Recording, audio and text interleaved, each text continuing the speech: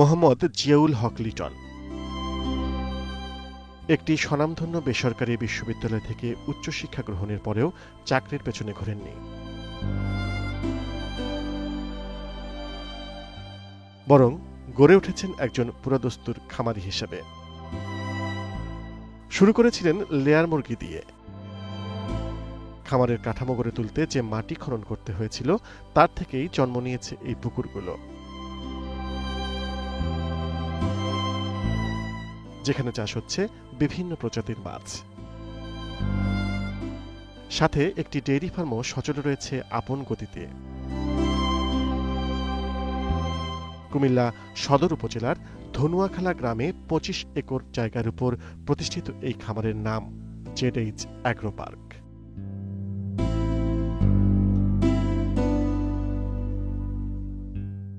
তবে এলাকায় এটি লিটনের খামার নামেই পরিচিত। প্রিয় দর্শক, সবাইকে শুভেচ্ছা।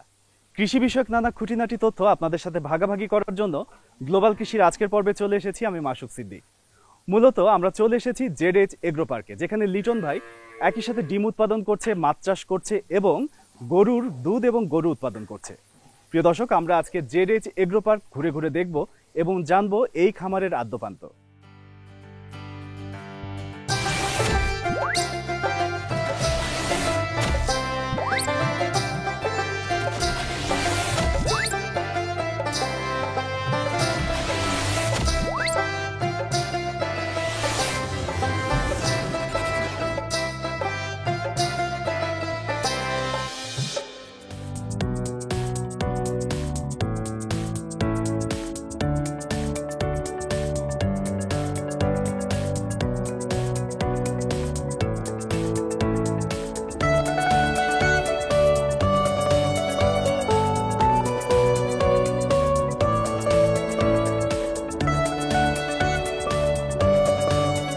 একের থেকেই এই মুরগির দিকে আমার একটু আগ্রহ, কারণ ছোটকাল থেকে মুরগির প্রতি আমার একটু বেশি ঝোঁক ছিল। প্রথম দিকে আমরা ৪,০০০ মুরগি দিয়ে শুরু করেছিলাম, তারপরে আস্তে আস্তে আমাদের ক্যাপাসিটি বাড়ার পরে আমরা আস্তে আস্তে বাড়াইছি। এখন প্রায় আমাদের ২৫,০০০ মুরগির ক্যাপাসিটি এই ফার্মে। এখন আমার টোটাল ডিম প্রায় ২১,০০০ ২২,০০০-এর মতো দৈনিক, এবং এই মুহূর্তে আমরা এটা নিয়ে আসি।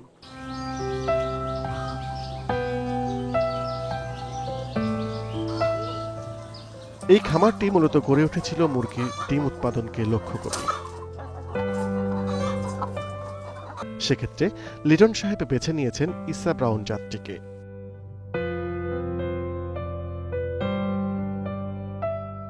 ডিম উৎপাদনে মুরগির উন্নত জাতগুলোর মধ্যে বাংলাদেশে এটি বেশ জনপ্রিয়। পাশাপাশি লিটন সাহেব মুরগি বাছাইয়ের ক্ষেত্রেও বেশ কিছু বিষয়ের উপর নজর রাখেন। সেদিক দিয়ে প্রাধান্য পায় পাখিটির মাথার আকার, ঝুঁটির রং, চোখের উজ্জ্বলতা, সুগঠিত দেহ এবং উজ্জ্বল বিন্যস্ত পালক, যাতে করে একটি সুস্থ দেহের সাবলীল মুরগির থেকে সর্বোচ্চ উৎপাদনের সম্ভাবনাটাকে জাগিয়ে তোলা যায়।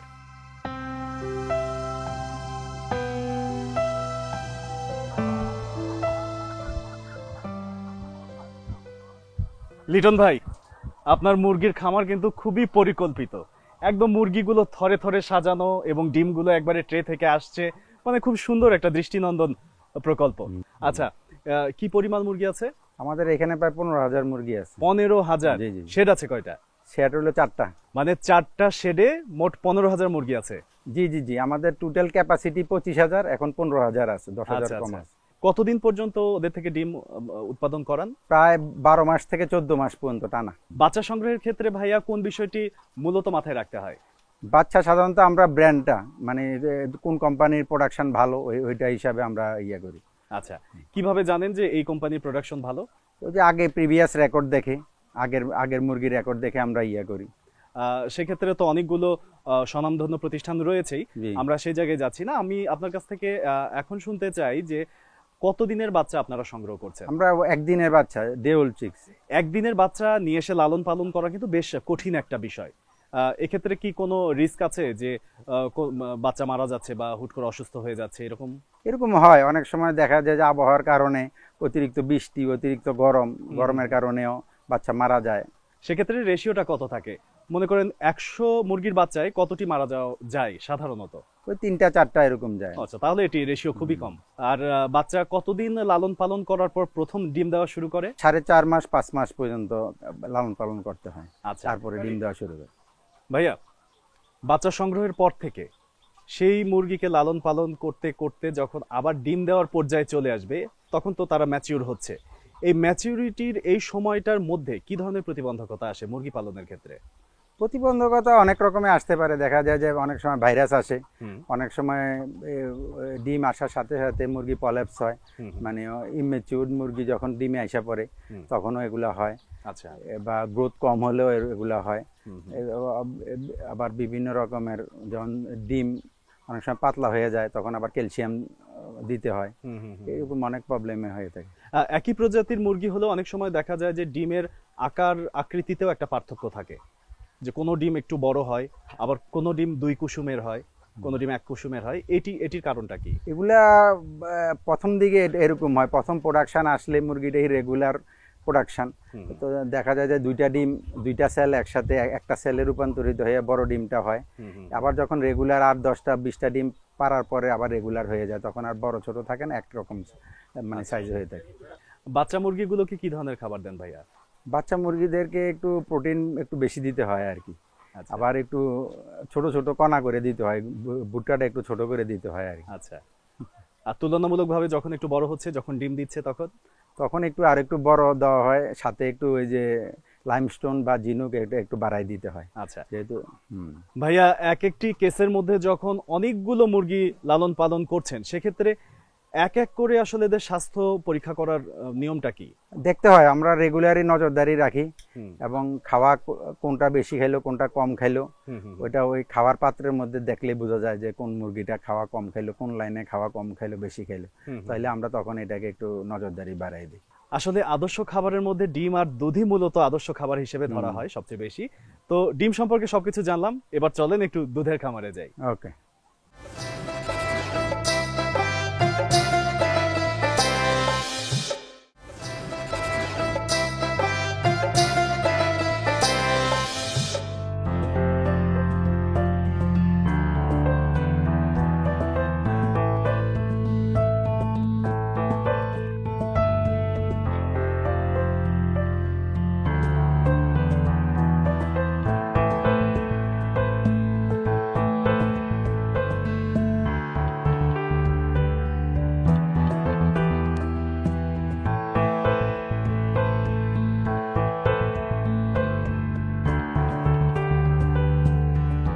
আমরা পোলট্রির সাথে সাথে মানে আস্তে ধীরে ডেরিটাও শুরু করেছিলাম তখন, মানে 2004-5-এর দিকে। তারপরে প্রথম 2-3টা গরু দিয়ে শুরু করেছি, তারপরে আমরা আস্তে ধীরে গরুও বাড়তে থাকে এবং গরু কিছু আমরা কিনি। এখন বর্তমানে আমাদের প্রায় 80 থেকে 90টা গরু আছে, মানে গাভী আছে, এবং সাথে সাথে আমরা ফ্যাটেনিংও করতেছি। ফ্যাটেনিং গরুর যে বাছুরগুলো আছে ওগুলা দিয়ে ফ্যাটেনিং করি, বাইরে থেকেও কিছু কিনা হয়, এবং দুধটা আমরা সাধারণত মানে মিষ্টির দোকানেও দেই এবং কিছু কিছু প্যাকেটজাতও করা হয়।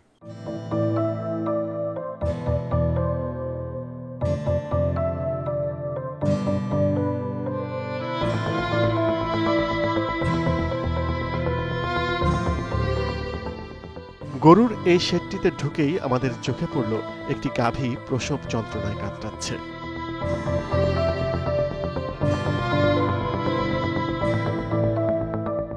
কিন্তু দুর্ভাগ্যজনকভাবে বাছুরটির পেছনের পা আগে বেরিয়ে এসেছে।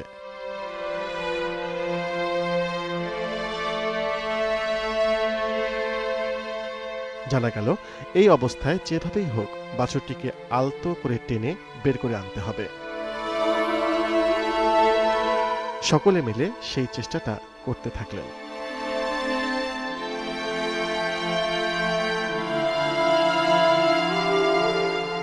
এবং এক পর্যায়ে বাছুরটিকে বেরও করে আনলেন।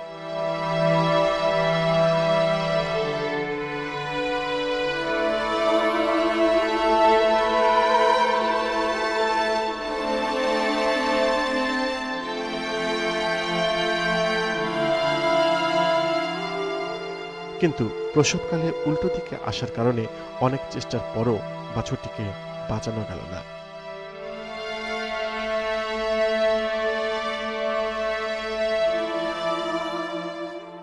খামার মালিকের সাথে সাথে আমাদের মনটাও বেশ খারাপ হয়ে গেল। আমরা বেশ খানিকক্ষণ বসে থাকার পর সময় দিলেন লিটন সাহেব।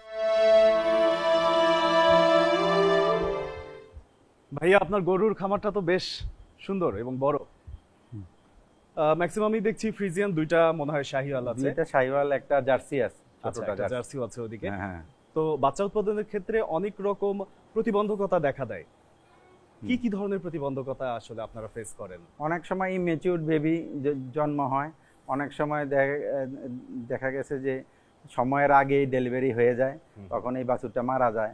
আবার অনেক সময় গাভীকে ৩-৪ বার বীজ দিতে হয়। আচ্ছা, এক বীজে হয় না, ৩-৪ বার বীজ দিতে হয়। আমাদের এটাই একটা প্রবলেম। এই যে আপনি বললেন যে ৩-৪ বার বীজ দিচ্ছেন, কিন্তু 3-4 বার কেন? একবারই কেন গাভী প্রেগনেন্ট হচ্ছে না? অনেক সময় বীজে প্রবলেম থাকে, যেহেতু আর্টিফিশিয়াল বীজ, এবং অনেক সময় গাভী ওই রকম ভাবে পরিপক্ক থাকে না, একটা বাচ্চা নেওয়ার মতো তার ওই ক্যাপাবিলিটি থাকে না। আমরা বুঝতে পারি না যে গাভীটা কি মানে সম্পূর্ণ নেওয়ার মতো যোগ্য হয়েছে কিনা। এই জন্যই অনেক সময় মিস হয় আর কি। কত বছর বয়স থেকে মোটামুটি গাভীকে বীজ দেওয়া শুরু হয়? গাভীকে 14 থেকে 16 মাস বয়স থেকেই বীজ দেওয়া যায়, জন্মের 14 থেকে 16 মাস বয়সে। আচ্ছা, এবং প্রতি বছর বাচ্চা দেওয়ার 2 মাসের মধ্যে আবার বীজ দেওয়া যায়। আচ্ছা, 2 মাস, প্রতি 2 মাস অন্তর অন্তর একটি করে বাচ্চা হচ্ছে।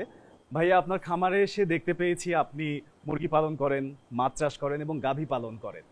এই যে 3 প্রকারের প্রাণী আপনি লালন পালন করছেন, এক্ষেত্রে তুলনামূলক জায়গাটা কিভাবে বিশ্লেষণ করবেন, যে কোনটি বেশি লাভজনক বা কোনটি একটু শ্রম সাপেক্ষ, কোনটি সময় সাপেক্ষ? আসলে এক একটার এক এক রকম ম্যানেজমেন্ট, এক এক রকম বেনিফিট। যেমন ডিমের বাজার বেঁধে ডিমের দাম উঠানামা করে, এবং আমাদের উৎপাদনও উঠানামা করে।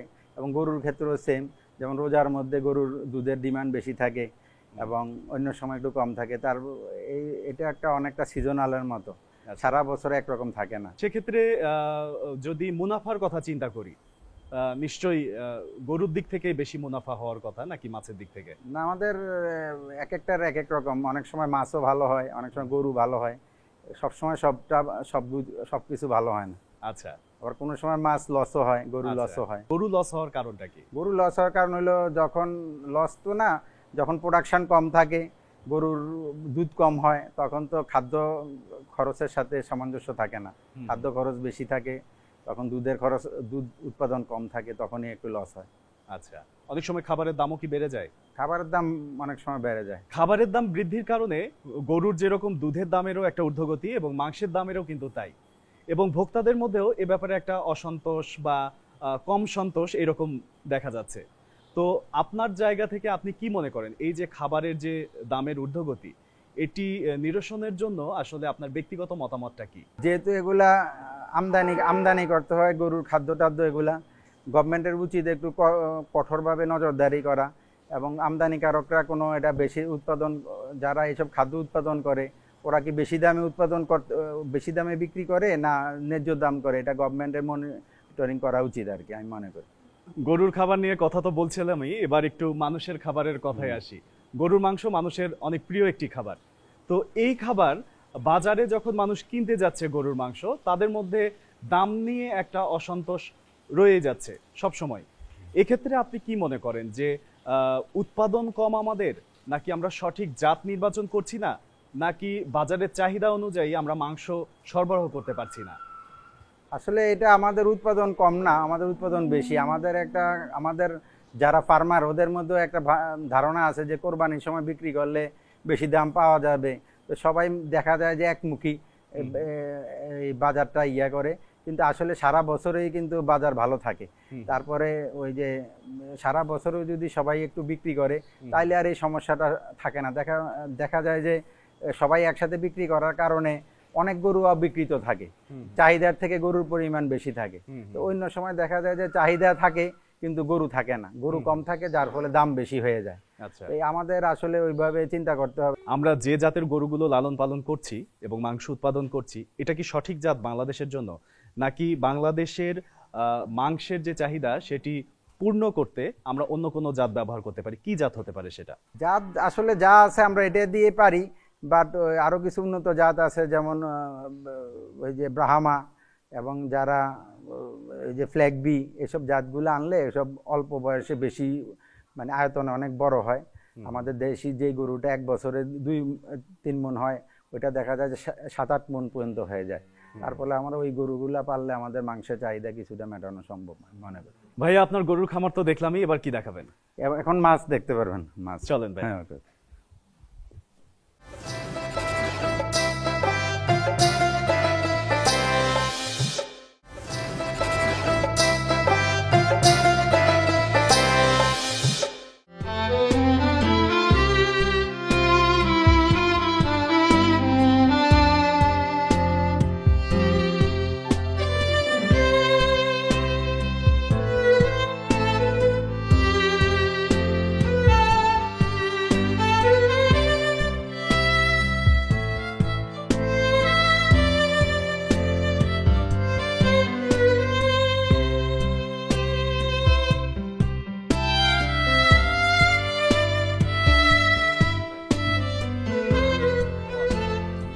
বাহ, এই পুকুরে তো মনে হচ্ছে মাছ মারছে ভাইয়া। জি জি জি।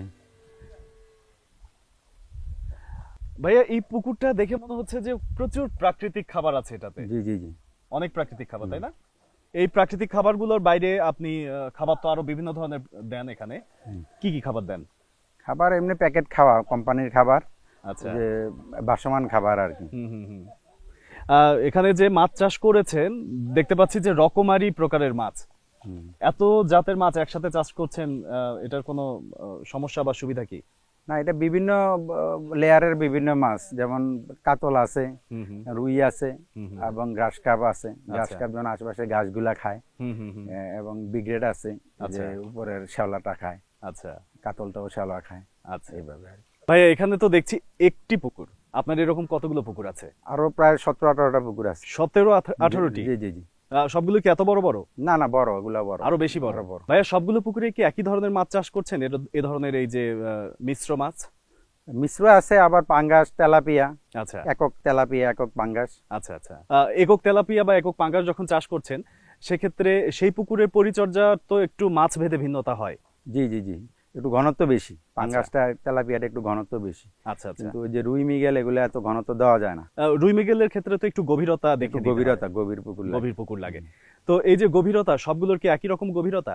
না, যেমন পাঙ্গাস তেলাপিয়া একটু ভাসমান পুকুর হইলেও হয়। আচ্ছা, 4-5 ফিট পানি হয়, কিন্তু রুই মৃগেল কাতলের জন্য প্রায় 8-10 ফিট পানি লাগে। গ্রীষ্মকালে যখন পুকুরের পানি কমে যায় তখন কি করেন ভাইয়া? তখন আমাদের আলাদা ডিপ টিউবওয়েল আছে, ওইটা থেকে যায় পানি। বছরের কোনো সময় কি খনন কাজ হয় পুকুরে? হ্যাঁ, প্রতিবারেই মাছ বিক্রির পরে নতুন করে আবার রিপেয়ার করা হয়। মাছের পোনা ছাড়ার আগে পুকুর তৈরি কিভাবে করে নেন? পুকুর পাটার গুলা ভালোভাবে রিপেয়ার করা হয়, এরপরে চুন টুন দিয়ে, জীবাণুনাশক দিয়ে পুকুর পরিষ্কার করে, তারপরে পরিষ্কার পানি দেওয়া হয়। পরিষ্কার পানি দেওয়ার পরে তারপরে মাছ ছাড়া হয় আর কি। এই একবারই পরিচর্যা করলেন নাকি? না না, প্রতি মাসে লবণ দেওয়া হয় এবং চুন দেওয়া হয়। আচ্ছা, লবণ চুন একটার পর একটা দিয়ে দিতে হয়। খুব সুচিন্তিত ভাবে পুকুর পরিষ্কার করে আপনি পোনা ছাড়লেন, প্রতি মাসে মাসে লবণও দিচ্ছেন, কিন্তু তারপরে অনেক সময় দেখা যায় যে মাছ কোনো প্রকার রোগে আক্রান্ত হচ্ছে, সেক্ষেত্রে আপনার করণীয় কি থাকে? তখন ওই যে দেখা গেছে মাছের ওই যে উকুন হয়, মানে পোকা হয়, তখন জীবাণুনাশক দিতে হয় ভালোভাবে। এবং অনেক সময় দেখা গেছে যে ক্ষতরোগ হয়, এটা সাধারণত শীতকালেই হয়, তখন দেখা যায় যে অ্যান্টিবায়োটিক ব্যবহার করতে হয়। আচ্ছা, এবং ক্ষতর জন্য এটা যাতে না হয়, এই জন্য আগে আগে ব্যবস্থা নিতে হয়। ভাইয়া, মৎস্য চাষের বাণিজ্যিক পরিসরে যদি আসি, এই মাছগুলো কোথায় বিক্রি করছেন? মাছগুলো আমাদের বিভিন্ন জায়গায় যায়, যেমন ফেনী যায়, বাইরের হাট যায়, এবং নোয়াখালীর দিকেও কিছু কিছু জায়গায় যায়, এবং চাঁদপুরেও যায়। তো মাছ চাষের বাণিজ্যিক জায়গা থেকেই যদি কথা বলি, সেক্ষেত্রে বাণিজ্যিক জায়গা থেকে আপনি কতখানি লাভবান হচ্ছেন? মাছ লাভবান, মাছ প্রাকৃতিক ভাবে বাড়ে, খাওয়ায় বাড়ে, প্রাকৃতিক খাওয়া হয় পুকুরে, এই প্রাকৃতিক খাওয়া খেয়েও মাছ বাড়ে, আবার আর্টিফিশিয়াল খাওয়া দেই আমরা, এগুলা দিয়েও বাড়ে, মাছ লাভবান। মোট কথা, মাছ চাষ করে আপনি বেশ সফলভাবে মৎস্য যে ব্যবসা সেটি করছেন এবং এ থেকে লাভবানও হচ্ছেন, এবং আপনার মানসিক যে প্রশান্তি সেটি রয়েছে। ভাইয়া, আজকে সারাদিন মাছ চাষ সম্পর্কে, মুরগি পালন, ডিম উৎপাদন, দুধ উৎপাদন, মাংস উৎপাদন সবকিছু সম্পর্কে অনেক কিছু জানলাম আপনার কাছ থেকে। আপনার অভিজ্ঞতা থেকে এসব জানার মাধ্যমে আমরা আসলে কৃষি টিম অনেক সমৃদ্ধ হয়েছি। ভালো থাকবেন ভাই, আজকের মতো বিদায় নিচ্ছি ইনশাল্লাহ। কৃষি বিষয়ক আপনার যে কোনো সমস্যার সমাধান জানতে এবং আমাদের অনুষ্ঠান সম্পর্কে আপনার মতামত জানাতে লিখতে পারেন এই ঠিকানায়। প্রযোজক গ্লোবাল কৃষি, 189/A, তেজগাঁও শিল্প এলাকা, ঢাকা 1208। ইমেইল করতে পারেন krishi@globaltvbt.com। প্রিয় দর্শক, পুরোটা সময় জুড়ে লিটন ভাইয়ের জেডএইচ এগ্রো পার্কে ঘুরে ঘুরে আমরা দেখলাম উনি কিভাবে ডিম উৎপাদন করছে, মাছ চাষ করছে এবং গবাদি পশু পালন করছে। আশা করছি আমাদের এই জানা আপনাদেরকেও সমৃদ্ধ করবে। সবাই ভালো থাকবেন, সুস্থ থাকবেন। গ্লোবাল কৃষির এই পর্বে বিদায় নিচ্ছি আমি মাসুক সিদ্দিক। আল্লাহ হাফেজ।